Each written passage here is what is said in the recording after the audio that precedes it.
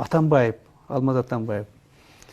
Жанакы Чоркудан өткөн жолдор бар да, жолдор. Ол Баки учурунда келишим түзүшкөн. Бизге 3,5 километр узундугу менен жер беребиз, жол беребиз деп биз ага 20дан ашык километр 104 гектарды бергенбиз жанакы летти өткөргөнгө, алмашабыз деп.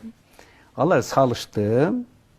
Булар болсо дарактарды эгизишти дагы 3 жыл өткөндөн кийин кайтышпады, чуу чыгарышты. Аны чуу чыгарганда менин жакшы көргөн иним Адахан барды ал жерге.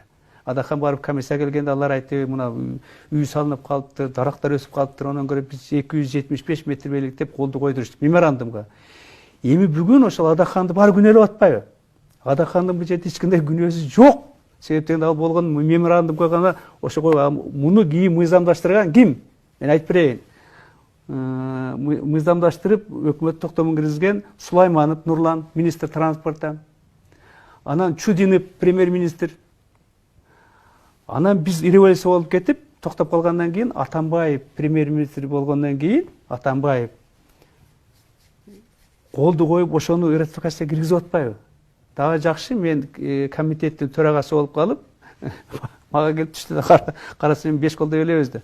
Ошол анан ал жерден чечип чыгарды, бул кыргызды улуттун кызыкчылыгына туура келбейт деп катуу мындай жазып туруп берип койду элек, ал чакырып алып туруп баарын урушуп, анан ошол бойдон токтоп калган болчу.